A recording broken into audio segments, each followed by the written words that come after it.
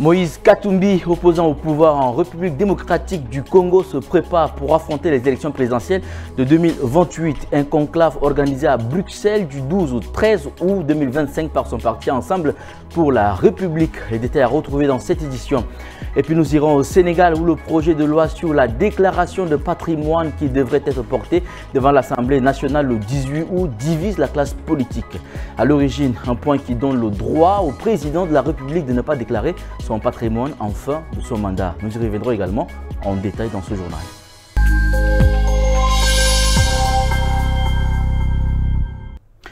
Mesdames et messieurs, bonsoir et bienvenue sur Tchad Info TV. À Bruxelles, le parti Ensemble pour la République de Moïse Katumbi s'organise déjà pour 2028. Réuni en conclave les 12 et 13 août, le mouvement de l'opposant en exil veut relancer sa machine politique et se positionner pour les prochaines élections générales en République démocratique du Congo après avoir refusé de participer au nouveau gouvernement de Félix Tshisekedi.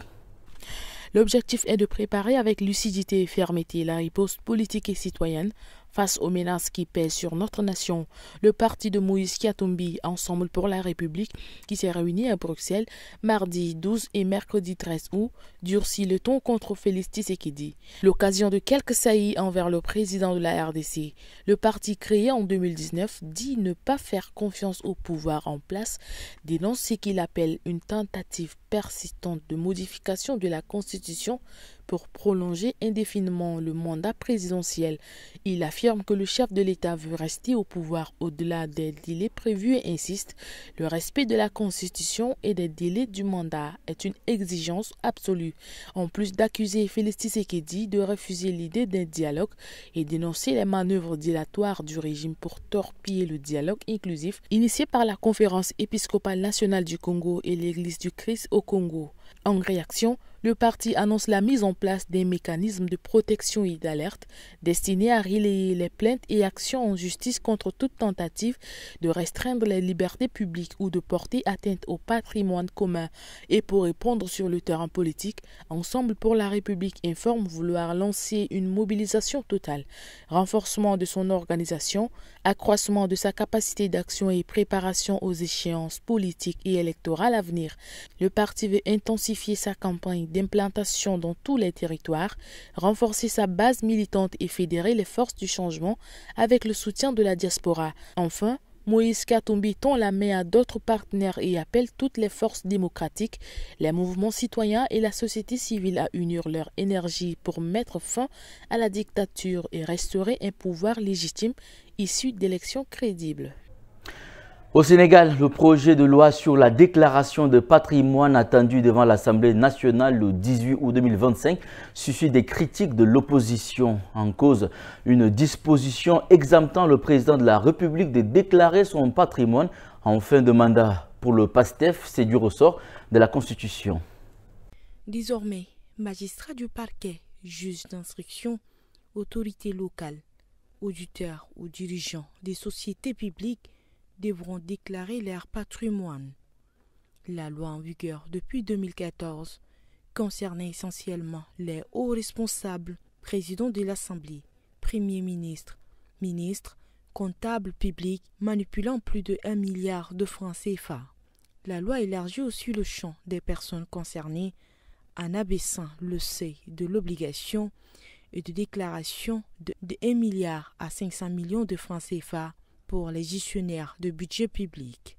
Mais pour Doudou Wade, du Parti démocratique sénégalais, parti de l'ex-président Abdoulaye Wade, le texte reste insuffisant tant qu'il n'intègre pas l'obligation pour le président sortant de rendre sa déclaration publique. Le président de la République, en listant les personnes assujetties, s'est dispensé de la déclaration des patrimoines.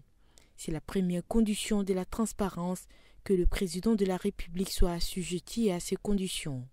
Les règles de transparence veulent que l'évolution de la richesse de nos élus soit faite au début et à la fin. Amadou Ba, vice-président du groupe parlementaire PASTEF, défend le projet et accuse l'opposition de mauvaise foi. Il rappelle que la Constitution n'impose aujourd'hui au chef de l'État qu'une déclaration au début de son mandat et non à la fin, et que la Constitution est supérieure aux lois dans la hiérarchie des normes. C'est la Constitution qui dit que le président fait sa déclaration de patrimoine au niveau du Conseil constitutionnel qui la publie. Voilà le texte que nous avons évité. D'ailleurs, le texte est tellement mal écrit que Macky Sall n'a pas fait de déclaration de patrimoine en utilisant l'expression nouvellement élue. Une révision constitutionnelle est prévue pour les autorités pour étendre ces dispositions à la fin du mandat. Une attaque de drone a visé mercredi 13 août 2025 la localité de Tamboul au sud-est de Khartoum alors que s'y déroulait une cérémonie de l'armée. Tamboul est situé dans l'état d'Al Jazeera qui a retrouvé le calme depuis sa reprise par l'armée en mars 2025. Les défenses antiaériennes de la force bouclier d'Al Jazeera ont été activées face à l'attaque, a indiqué un habitant de la ville, décrivant un état de chaos sur la place centrale où des centaines de personnes s'étaient rassemblées. Selon des témoins, il y a 2 morts et une douzaine de blessés. Les missiles utilisés sont en cours d'analyse afin de définir les provenances et le parti responsable de l'attaque. Il s'agit de la première attaque qui touche cette région relativement calme depuis mars 2025 et ce sont les forces du bouclier d'Al Jazeera dirigées par Abou Akla Kikel et suppliantes de l'armée qui ont été visées par les frappes. Selon des sources à Al Jazeera, c'est le général Kikel qui était ciblé, mais aucune information n'est disponible sur sa présence ou pas lors des festivités à l'occasion du 111e anniversaire de la fondation de l'armée soudanaise. Le général Kikel, originaire de l'état d'Al Jazeera, a fait des déclarations filmées suite aux frappes. Il a annoncé que ses forces se préparaient à diriger vers le Kordofan et le Darfour pour soutenir l'armée dans ces régions. Le bouclier d'Al Jazeera n'a qu'un seul ennemi, c'est la milice de la famille Daglo, a-t-il proclamé. Le bouclier d'Al Jazeera et Kikel ont fait défection aux paramilitaires avant de rejoindre l'armée en octobre 2024. Ces forces ont joué un grand rôle dans la reprise de l'État d'Al Jazeera par l'armée. La garde nationale est désormais déployée à Washington. Donald Trump l'avait annoncé quelques jours plus tôt, suscitant de vives critiques des démocrates et des autorités locales. Au sein de la population, la mesure a connu un accueil contrasté entre inquiétude sur la militarisation de l'espace public et demande de protection. Difficile de ne pas remarquer les uniformes kaki de la garde nationale dans les rues de Washington.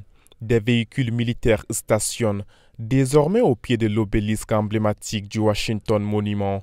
Image surprenante au cœur du National Mall, la vaste esplanade qui relie le Capitole au Lincoln Memorial. 800 agents sont mobilisés pour 30 jours en appui des forces de l'ordre sur décision de Donald Trump qui a justifié cette opération par le besoin de nettoyer la ville qu'il juge envahie par des gangs violents. Et ce, alors que les statistiques officielles montrent pourtant qu'en 2024, le taux de violence était au plus bas depuis 30 ans, avec une baisse de 35% de la criminalité violente pour l'année dernière par rapport à 2023. La présence des militaires dérange certains résidents qui accusent Donald Trump de distiller un climat de peur dans la capitale. Les critiques fusent aussi sur les réseaux sociaux, où le président américain est accusé de coups de force et de manœuvres politiques. Certains se réjouissent tout de même, espérant que ce déploiement de la garde nationale mette fin au vol de voitures, au cambriolage, aux agressions, disent quelques habitants du quartier huppé. L'été se passe donc sous haute surveillance à Washington, ce qui n'est pas pour déplaire à de nombreux touristes au pied des monuments qui posent pour la photo aux côtés des soldats en uniforme. Donald Trump a déjà déclaré mercredi qu'il demanderait aux républicains du Congrès de prolonger au-delà de 30 jours le contrôle fédéral sur la police de Washington et donc rallonger la présence de la garde nationale dans la ville. En pleine montée des tensions commerciales avec Washington, le président chinois Xi Jinping et son homologue brésilien Luiz Inácio Lula da Silva ont affiché leur unité lors d'un entretien téléphonique d'1 heure lundi 11 août. Une discussion stratégique sur fond de rupture brutale avec les États-Unis et à l'approche du sommet climatique COP30. Cette conversation intervient dans un contexte tendu pour le Brésil, frappé par une hausse soudaine des droits de douane américains. Donald Trump a imposé une taxe de 50% sur un large éventail de produits brésiliens, une mesure qui menace des milliards de dollars d'échanges annuels. Pékin, au contraire, bénéficie d'une suspension temporaire de tarifs similaires. Lula a donc voulu montrer que son pays peut compter sur son premier partenaire commercial, la Chine, et afficher un front commun face au protectionnisme américain. Selon Pékin, les relations sino-brésiliennes sont au plus haut et doivent servir d'exemple de solidarité et d'autonomie pour le Sud global. Xi Jinping a exhorté à s'unir contre l'unilatéralisme et le protectionnisme, visant implicitement Washington. Lula a souligné l'importance de la Chine pour le succès de la COP30 et a reçu l'assurance de la venue d'une délégation de haut niveau à Belém.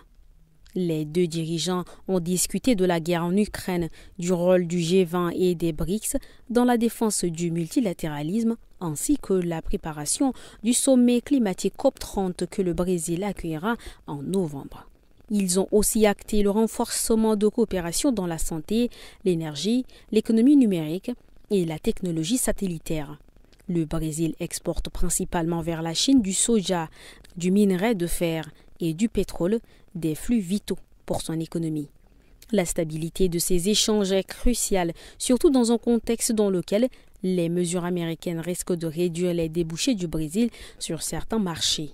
Pékin a déjà exprimé son opposition aux ingérences injustifiées dans les affaires brésiliennes et manifesté son intérêt pour de nouvelles coopérations, notamment dans l'aéronautique, secteur stratégique pour le constructeur brésilien Embraer. Ces dernières années, la Chine s'est efforcée de renforcer ses liens avec l'Amérique latine pour contrebalancer l'influence historique des États-Unis. Elle a dépassé Washington comme premier partenaire commercial du Brésil et 2/3 des pays de la région ont rejoint son initiative d'infrastructure des nouvelles routes de la soie. Pékin cherche à bâtir un réseau d'alliances économiques et politiques dans le Sud global, où le Brésil joue un rôle de pivot, en particulier au sein des BRICS et sur les grands dossiers climatiques comme la COP30. C'est la fin de cette édition, mesdames et messieurs. Merci de l'avoir suivi. Très bonne suite de programmes sur Tchad Info TV, votre chaîne d'information.